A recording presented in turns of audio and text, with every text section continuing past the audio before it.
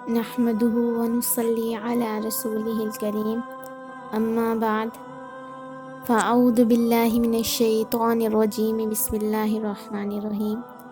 السلام علیکم ورحمۃ اللہ وبرکاتہ۔ تو انشاءاللہ آپ سب خیریت سے ہی ہوں گے۔ آج جو ہے میں نے اپنی ویڈیو میں آپ لوگوں کو شق صدر کے بارے میں بتانا ہے کہ آپ صلی اللہ علیہ وسلم کا شق صدر کتنی مرتبہ ہوا، کیسے ہوا، اور اس کے بعد آپ صلی اللہ علیہ وسلم کی والدہ کی وفات کب ہوئی، پھر آپ کس کی پرورش میں گئی۔ یہ ساری چیزیں جو ہیں آج میں آپ کو آج کی ویڈیو میں بتاؤں گی، تو ویڈیو کو آخر تک لازمی دیکھیے گا اور سنیے گا۔ تو شق صدر کہتے ہیں سینے کو چاک کرنا، دل کو سینے مبارک کو کھولنا یا چاک کرنا۔ آپ صلی اللہ علیہ وسلم کا شق صدر جو ہے وہ 4 مرتبہ ہوا تھا۔ تو شروع کرنے سے پہلے ہمیں ایک دفعہ درود شریف پڑھ لیتے ہیں۔ اللہم صلی علی محمد وعلی آل محمد کما صلیت علی ابراہیم وعلی آل ابراہیم انک حمید مجید۔ اللہم بارک علی محمد وعلی آل محمد کما بارکت علی ابراہیم وعلی آل ابراہیم انک حمید مجید۔ تو جب آپ صلی اللہ علیہ وسلم حضرت حلیمہ سعدیہ کی پرورش میں تھے، اس وقت آپ صلی اللہ علیہ وسلم کی عمر 4 سال تھی۔ ایک روز آپ صلی اللہ علیہ وسلم جنگل میں تھے کہ 2 فرشتے جبرائیل اور میکائیل سفید پوش انسانوں کی شکل میں سونے کا طشت برف سے بھرا ہوا لے کر نمودار ہوتے ہیں۔ تو آپ صلی اللہ علیہ وسلم کا شق مبارک چاک کر کے قلب مطہر کو نکالتے ہیں، پھر قلب کو چاک کرتے ہیں، اس کے بعد 1 یا 2 ٹکڑے خون کے جمے ہوئے نکالتے ہیں اور کہتے ہیں، یعنی جبرائیل اور میکائیل کہتے ہیں یہ شیطان کا حصہ ہے۔ پھر شکم اور قلب کو اس طشت میں رکھ کر برف سے دھوتے ہیں اور پھر واپس اپنی جگہ پر، یعنی کہ دل کو اپنی جگہ پر رکھ کر سینے مبارک پر ٹانکے لگاتے ہیں اور دونوں شانوں کے درمیان مہر لگا دیتے ہیں اور چلے جاتے ہیں۔ تو یہ ایک مرتبہ شق صدر ہوا آپ صلی اللہ علیہ وسلم کا۔ تو روایات میں ہے، صحابہ فرماتے ہیں کہ ہم آپ صلی اللہ علیہ وسلم کی سینے مبارک پر سلائی کا نشان اپنی آنکھوں سے دیکھتے تھے۔ ایک مرتبہ شق صدر معراج کے وقت ہوا تھا، جب آپ صلی اللہ علیہ وسلم معراج پر تھے۔ اس کے علاوہ 2 مرتبہ اور آپ صلی اللہ علیہ وسلم کا شق صدر ہوا ہے۔ تو جب یہ شق صدر ہوتا ہے تو حضرت جو آپ صلی اللہ علیہ وسلم کے رضائی بھائی ہوتے ہیں وہ بھاگ کر جاتے ہیں اور حضرت حلیمہ کو یہ بات بتاتے ہیں۔ تو اس واقعے سے حضرت حلیمہ کو یہ اندیشہ ہوتا ہے کہ آپ صلی اللہ علیہ وسلم کو کوئی صدمہ نہ پہنچ جائے، اس لیے آپ صلی اللہ علیہ وسلم کو حضرت آمنہ کے پاس لے کر حضرت حلیمہ مکہ حاضر ہوتی ہیں اور ان کو تمام واقعہ بیان کر دیتی ہیں۔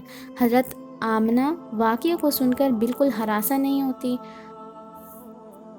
بلکہ ان کو وہ باتیں بتاتی ہیں حضرت حلیمہ کو جو آپ صلی اللہ علیہ وسلم کی ولادت با سعادت کے وقت ظاہر ہوئی تھیں، یعنی کہ کیسے گھر نور سے بھر گیا تھا۔ یہ ساری باتیں حضرت حلیمہ کو حضرت آمنہ بتا دیتی ہیں، پھر یہ کہتی ہیں کہ میرے اس بیٹے کی شان بڑی ہوگی۔ اس کے بعد اور یہ بھی کہتی ہیں کہ شیطان کی رسائی اس بیٹے تک ممکن نہیں ہوگی اور وہ اس کو کوئی نقصان نہیں پہنچائے گا۔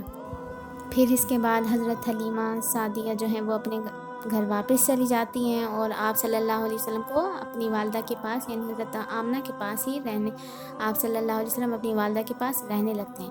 جب آپ صلی اللہ علیہ وسلم کی عمر مبارک 6 سال کو پہنچتی ہے تو حضرت آمنہ مدینہ کا قصد فرماتی ہیں، یعنی کہ مدینہ جانے کا ارادہ کرتی ہیں۔ آپ صلی اللہ علیہ وسلم بھی اپنی والدہ کے ساتھ جاتے ہیں اور ایمن بھی آپ صلی اللہ علیہ وسلم کے ہمراہ تھی۔ تو ایک مہینہ حضرت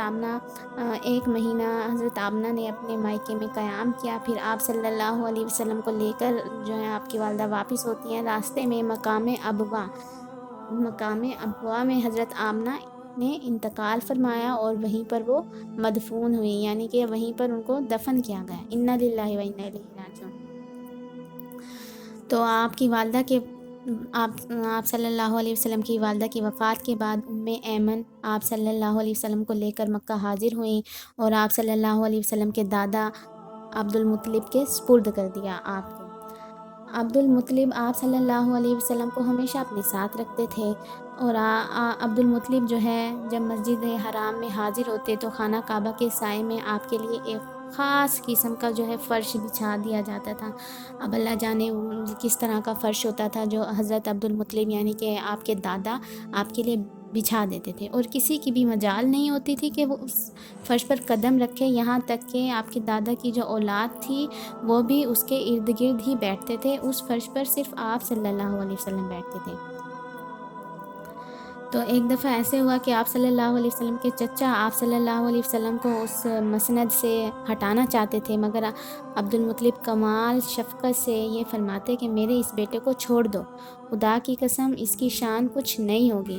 پھر بلا کر اپنے قریب بٹھاتے تھے، آپ صلی اللہ علیہ وسلم کو دیکھتے اور مسرور ہوتے تھے، یعنی کہ آپ کے دادا آپ کو دیکھ کر بہت خوش ہوتے تھے اور بہت شفقت آپ پر کرتے تھے۔ تو روایات میں ہے کہ ایک آدمی فرماتے ہیں کہ زمانے جاہلیت میں اسلام سے قبل حج کے لیے مکہ مکرمہ وہ حاضر ہوتے ہیں۔ ایک شخص بتاتا ہے کہ میں زمانے جاہلیت میں حج کے لیے حاضر ہوتا ہے، تو میں نے دیکھا ہے کہ ایک شخص جو ہے وہ خانہ کعبہ کا طواف کر رہا ہے اور وہ یہ پڑھ رہا ہے، وہ یہ اشعار پڑھ رہے ہیں۔ اب اشعار کا کیا ترجمہ ہے؟ وہ یہ ہے کہ اے اللہ میرے سوار محمد کو واپس بھیج دے اور مجھ پر عظیم الشان احسان فرما۔ تو وہ راوی کہتے ہیں، یعنی جو حدیث بیان کرتے ہیں، وہ کہتے ہیں میں نے لوگوں سے دریافت کیا یہ کون ہے؟ لوگوں نے کہا یہ عبد المطلب ہیں، اپنے پوتے کو گم شدہ اونٹ کی تلاش میں بھیجا ہے، کیونکہ ان کو جس کام کے لیے بھیجتے ہیں اس میں ضرور کامیابی ہوتی ہے۔ آپ صلی اللہ علیہ وسلم کو گئے ہوئے دیر ہو گئی ہے، اس لیے عبد المطلب یعنی کہ آپ کے دادا بے چین ہو کر یہ شعر پڑھ رہے ہیں۔ کچھ دیر نہیں گزرتی کہ آپ صلی اللہ علیہ وسلم واپس آ جاتے ہیں اور اونٹ بھی آپ صلی اللہ علیہ وسلم کے ساتھ ہوتا ہے۔ دیکھتے ہی عبد المطلب یعنی کہ آپ کے دادا آپ صلی اللہ علیہ وسلم کو گلے سے لگا لیتے ہیں اور کہتے ہیں کہ بیٹا تمہاری وجہ سے میں بہت پریشان ہو گیا تھا، اب میں تمہیں اپنے آپ سے کبھی جدا نہیں کروں گا۔ تو 2 سال تک آپ صلی اللہ علیہ وسلم اپنے دادا عبد المطلب کی تربیت میں رہے۔ جب آپ صلی اللہ علیہ وسلم کی عمر مبارک 8 سال کو پہنچی تو آپ کے دادا بھی اس دنیا سے رخصت ہو گئے۔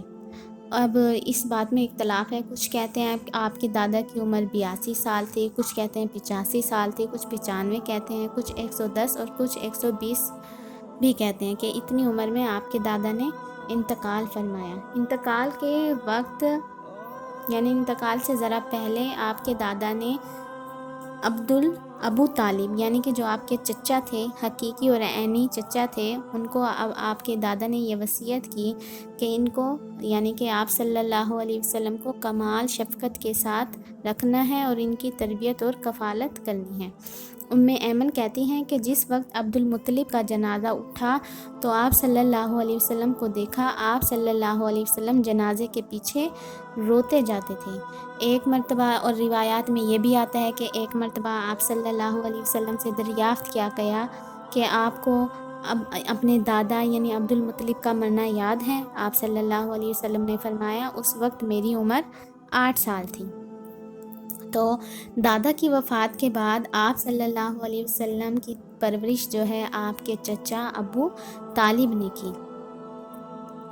ابو طالب نے آپ صلی اللہ علیہ وسلم کو اپنی اولاد سے زیادہ عزیز رکھا اور اس شفقت اور محبت سے مرتے دم تک تربیت کی کہ حق یہ ہے کہ تربیت اور کفالت کا حق پورا انہوں نے ادا کر دیا ابو طالب نے۔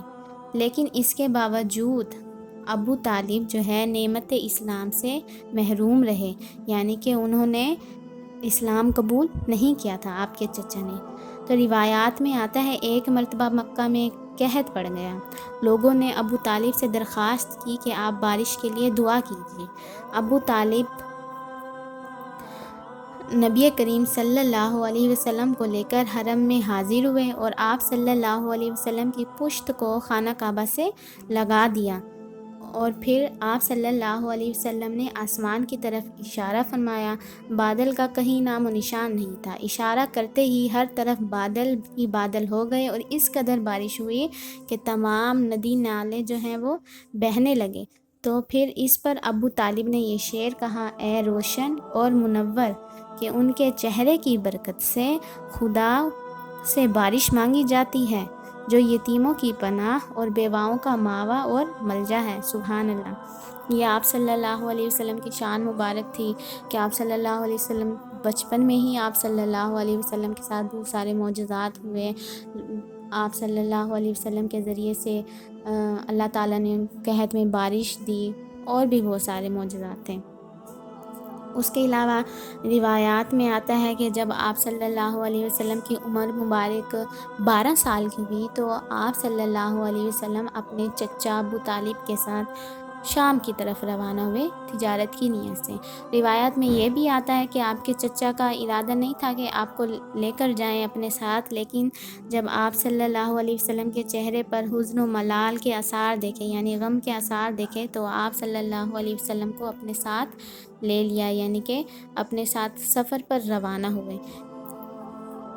سفر پر کیا کیا واقعات ہوئے، کس طرح ایک راہب نے آپ صلی اللہ علیہ وسلم کو پہچانا کہ یہ نبی آخر الزماں ہیں، تو وہ انشاءاللہ اگلی دفعہ میں آپ لوگوں کو وہ بیان کروں گی۔ وہ بہت بڑا واقعہ ہے، تو اللہ پاک جو ہمیں سنا ہے، جو میں نے بولا ہے، اس کو قبول و معروف فرمایا۔ اللہ پاک ہم سب کو خیر کے ساتھ اپنے گھروں میں آباد رکھے۔